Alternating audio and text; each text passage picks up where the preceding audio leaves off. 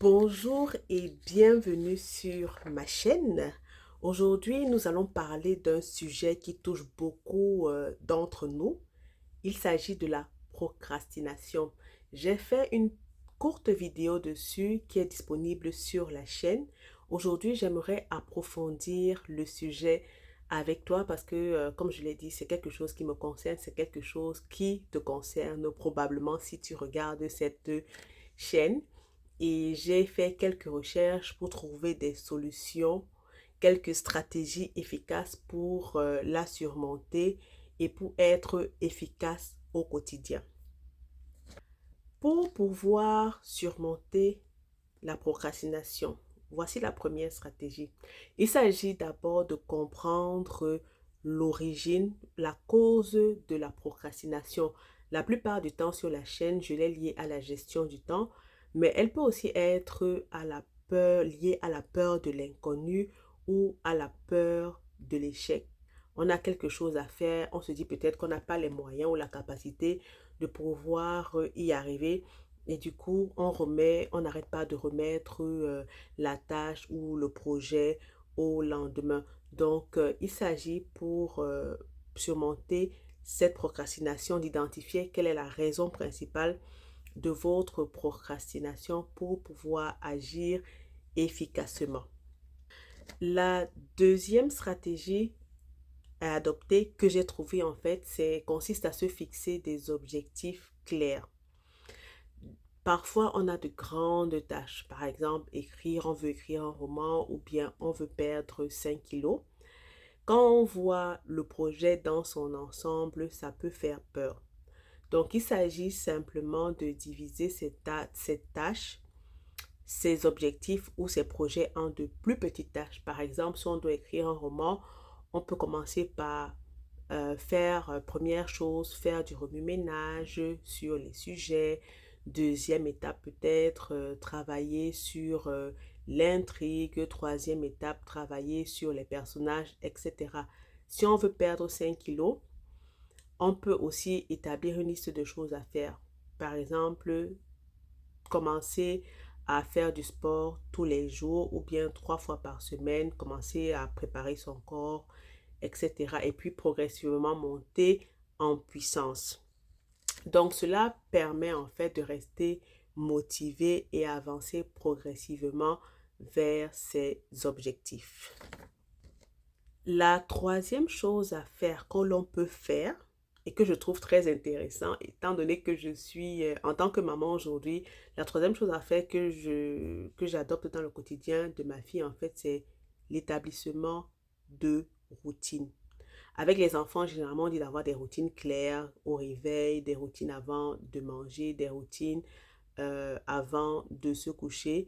Je pense que les routines sont aussi utiles pour les adultes. Du moins, quand je lis la solution, la stratégie que j'ai trouvée, elle me semble plausible parce qu'une fois qu'on est dans la routine, on a l'habitude de faire des choses, ça devient une seconde nature. En fait, on n'a pas besoin de réfléchir. On sait par exemple qu'on doit se lever à 5 heures ou à 6 heures du matin pour faire du sport. Et on sait qu'après telle tâche, peut-être il faut se laver, après il faut prendre un petit déjeuner et, et ainsi de suite. Donc, on bloque des plages horaires dans son calendrier, dans son agenda, que l'on fait de manière instinctive sans remettre en question, sans se poser de questions. Donc, ça permet de rester organisé et à ne pas être distrait par d'autres choses en fait. Bien sûr, je veux mettre un guillemet parce que aussi, quand on est maman, j'insiste là-dessus, c'est difficile parfois pour soi-même d'avoir des routines bien fixes, mais on peut essayer quand même d'avoir une espèce de routine qui nous guide dans la journée.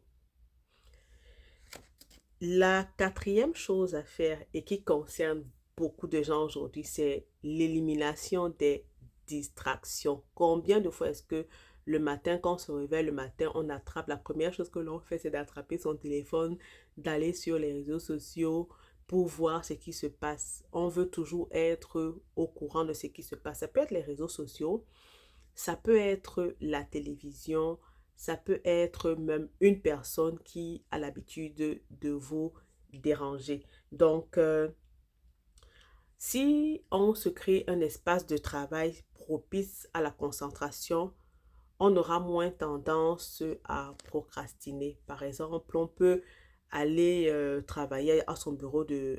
Si à la maison, on a la possibilité d'avoir un espace de travail spécifique, ça aide aussi. Ça fait que notre cerveau est lié à cet espace de travail. On sait qu'une fois qu'on est assis à notre table, c'est le moment de travailler. Pour moi, mon espace de travail, je n'y vais pas souvent parce que je suis à la maison pour le moment avec le petit au sous-sol, ce n'est pas pratique. Donc, généralement, je travaille en haut ou bien il m'arrive de travailler également sur mon téléphone. Donc, j'essaye d'adapter aussi cette stratégie-là à ma réalité. Donc, à ce moment-là, étant donné que je n'ai pas d'espace de travail spécifique, c'est que je me mets en mode, OK, mode de travail. Je sais que maintenant, je veux peut-être lire ou bien maintenant, je veux travailler sur mon manuscrit. Donc, à ce moment-là, je coupe la connexion Internet parce que généralement, c'est mon problème, mon problème particulier. Le problème le plus essentiel que j'ai actuellement, ce sont les réseaux sociaux. Et on parle de personnes qui dérangent. Je peux parler, mon bébé ne me dérange pas dans le sens où il me perturbe, mais ça peut être aussi un frein. Il peut être aussi une distraction pour moi parce que je dois m'occuper de lui.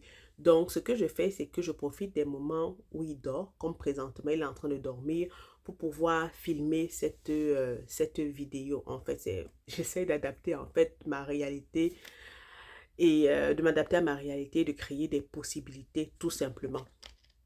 La cinquième chose à faire, c'est se récompenser. Euh, on parle aussi à la cinquième étape justement de la récompense. Il faut se récompenser quand on réussit à terminer une tâche qu'on s'est fixée. À vous de décider le type de récompense que vous voulez.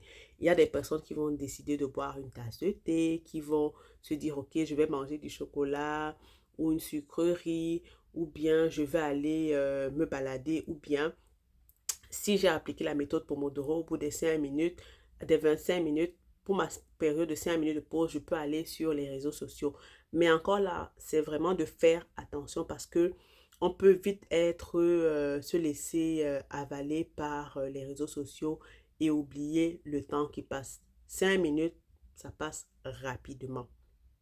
Donc, c'est vraiment de trouver des stratégies, des récompenses qui vous plaisent pour rendre le processus plus agréable.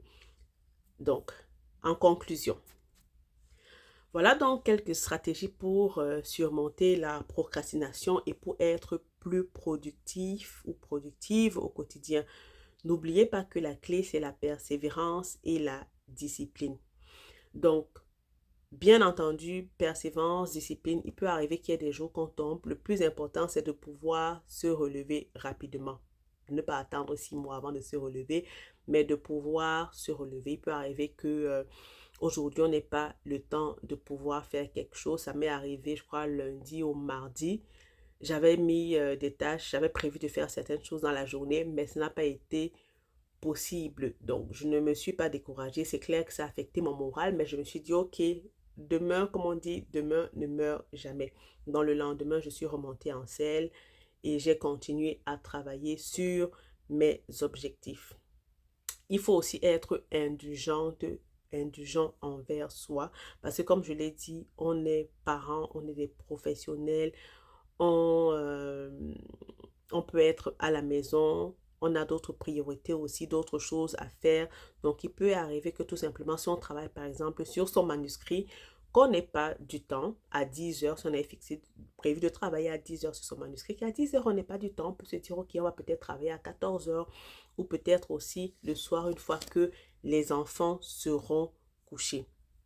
Donc, on va essayer donc mesdames, messieurs, de mettre en place ces conseils dans notre quotidien et au bout du compte, on espère avoir des résultats positifs. Donc, j'espère que cette vidéo vous aura été utile et n'hésitez pas à partager vos propres astuces dans les commentaires. Merci d'avoir regardé et n'oubliez pas de vous abonner à la chaîne pour ne manquer aucun aucune de mes prochaines vidéos sur le développement personnel. Merci et à bientôt. Bye.